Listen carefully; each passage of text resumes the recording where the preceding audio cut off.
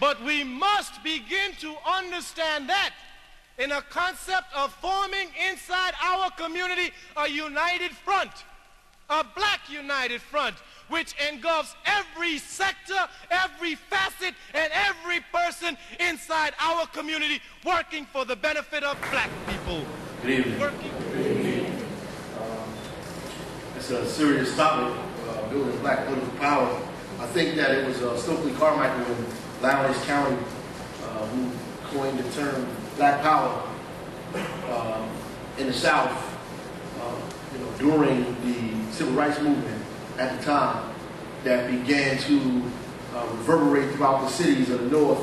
When he came up here, a group of young and fiery folks that came out of the civil rights movement was yelling that we need black political power, we needed black power, and people started saying that term, black power.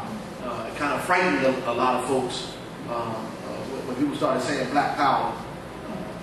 Before you know it, we had afros and our fist raised and all these organizations, well, they did because I wasn't around, talking about why we needed black power. But there was also a movement growing in the North already of folks talking about seizing power for black people, or self-determination, that came out of the movement of Garvey, Elijah Muhammad, and the Nation of Islam being espoused by Malcolm X at the time. His death in 1965, created a firestorm of organizations like the Black Panther Party and organizations like that, Revolutionary Action Movement, that began to organize in these cities around the idea of what black power meant. And people began to try to formulate their ideas of black power, and we saw that translate into a black political movement throughout the Eastern Seaboard, electing these black mayors and council people all up and down, the Eastern Seaboard. Newark was one of the first ones with Mayor Kenneth Gibson. Cleveland was another. Gary, Indiana, where they had the first black political convention, which was organized by people out of this area in 1972. Black people from all over the country and all religious persuasions and labor movement, everybody went to Gary, Indiana in 1972 to organize what was known as the black agenda, or the black political agenda, and try to organize what people thought would be independent black political party, which is something that we are not too far away from needing today, in my estimation, or a more progressive kind of a party. The idea was to push the Democratic Party further and further to the left to make it more progressive, but at the same time fight for the things that we need. And I don't think that we've gotten there. I think the struggle for democracy and inclusion has been halted. It's been halted by COINTELPRO and halted by our own individual egos, and the destruction of those organizations have actually sent us backwards instead of forward. I think that we were on the right path for a minute, and we deviated from that path. And everybody, if you can see every organization now, every organization is volumes of ways different than what they were before, because we deviated from that path, and because COINTELPRO attacked those organizations so desperately, and the kind of effect that those organizations had on working people in our community, on families in our neighborhood, on children growing up, on crime, on everything, had a massive effect on our community. And now that those organizations are gone, there's a void. There's a void of culture. There's a void of young political leadership being built to come up in these schools and in the universities. There's a void of conscious organizations on these campuses. There's a void of conferences that used to once happen that are no more there. Mass meetings, town hall meetings were regular events. Black Power meetings and Black Power conferences were regular events. Those things have been gone, and I think a lot of it, once we elected people to office, people, we sent our army home, and that was, a bad thing to do.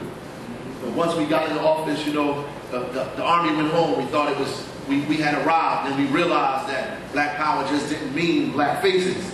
And now we're in a more desperate situation now than we were then, and it's more difficult for us to explain it to people because they are black faces in the way of their progress. So you can't blame it specifically on white people or black people not having power, because you can't say, you know, when I went to Howard University, they were arguing about we should have black schools. I never really understood that, but I do understand that. I didn't understand it then because I was born in Newark, and every school I went to was black. And, you know, all of my teachers, for the most part, were black. I had black principals. You know, the schools were called George Washington Carver and Harriet Tubman and, you know, Malcolm X Shabazz. And so it was difficult for us to understand what you meant when you said those kinds of things, because it seemed to us that we were in control of those things.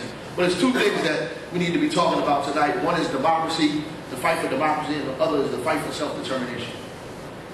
And those are two parallel paths that need to take place. And I think at times we mistakenly think that we could have one without the other.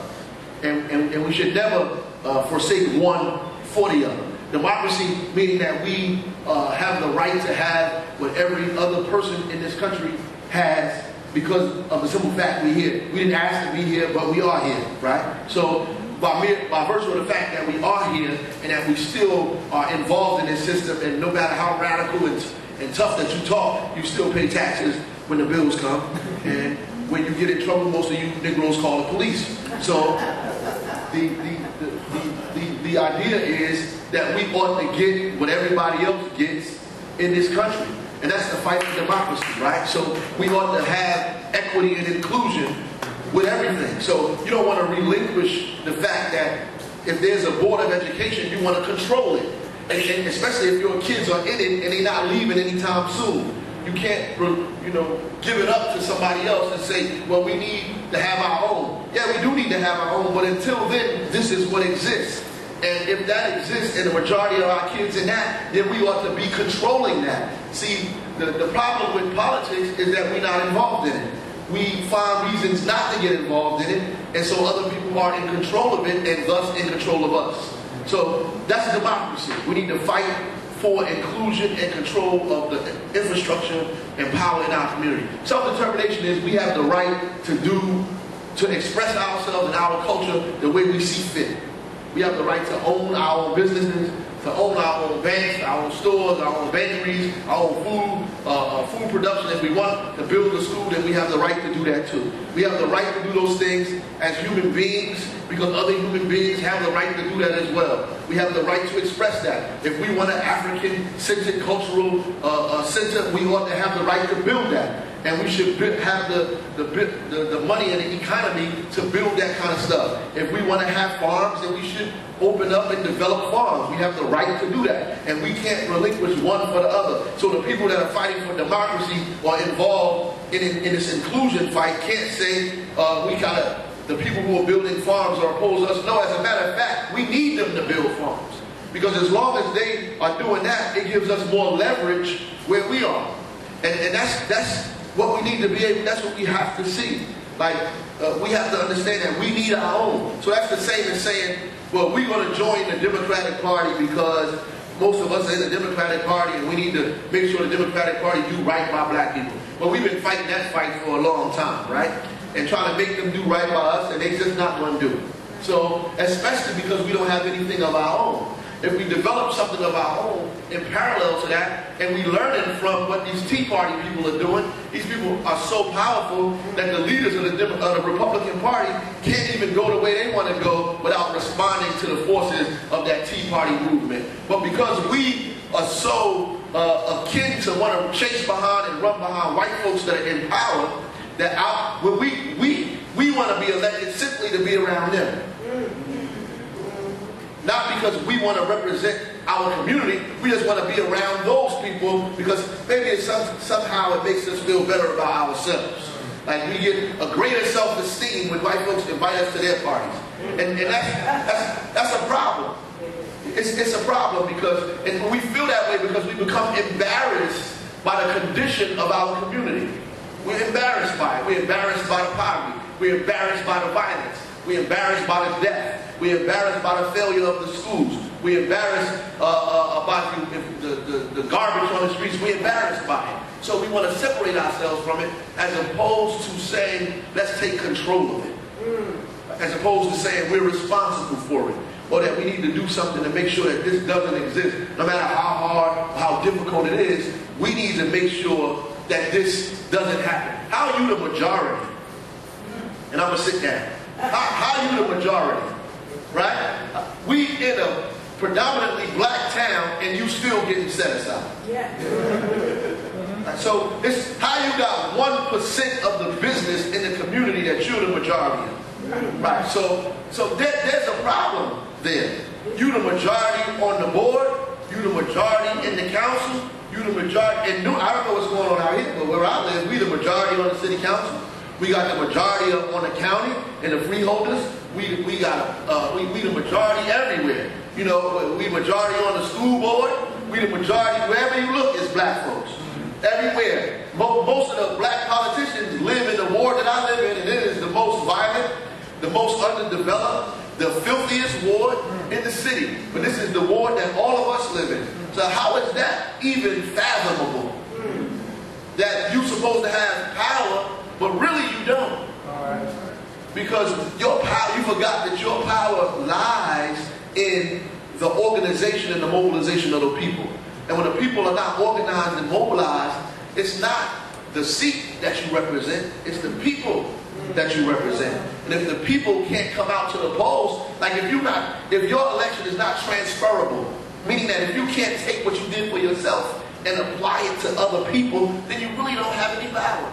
If you only become powerful as an elected official until you can take what you did for yourself and make it work for somebody else, right? So if I could get up and say, look, I can take the people who voted for me and get them to vote for you or this person, and not only that, I can mobilize my forces and forces over here, and we can begin to be a block for other things. Then you have power. But other than that, all you did was get on the A-line of these other folks, and they gave you a seat, they gave you the money, and they gave you the seat. And if you do something wrong, they're going to take away their money, and they're going to take away their seat. And then you won't have anything. And until you build a political base of your own, an economic structure of your own, which means we have to educate our people to understand that we have to support each other, right? Support elected officials, support this kind of thing. All these institutions need to support what they're doing. And once we understand that, then we don't need an A-line or money from somebody else. When your own community puts you in office, then you are freer to represent the people who actually put you in there and organize them to a point where that power is also transferable. There are people in our community that have more power than elected officials. They're not elected, but they have power because they have people organized behind them. They don't look like you. Hell, they don't even live in your neighborhood. But they're making decisions about what goes on in your neighborhood because they're more organized than the elected official is that holds the seat in your community. And that, my friends, is a problem.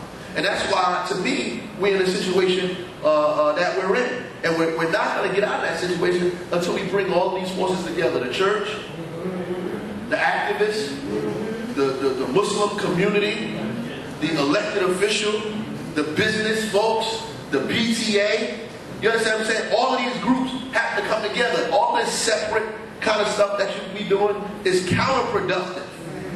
And until all of those organizations come together, the anti-violence group, the I Want Black Business group, the Rice Was a Black Man group, all these groups that we have, until we understand that our survival is based on our collectivity. Well, I remember I read something, I listened to a speech that said, Elijah Muhammad said our unity was like an atomic bomb, brother. So until all of that comes together, we're always going to be scrambling. That's what we're going to be doing. We're going to be scrambling. And that's why we should be embarrassed. We should be. It's an embarrassing situation that we're in. When I come out my house on Sheer Avenue, I'm embarrassed.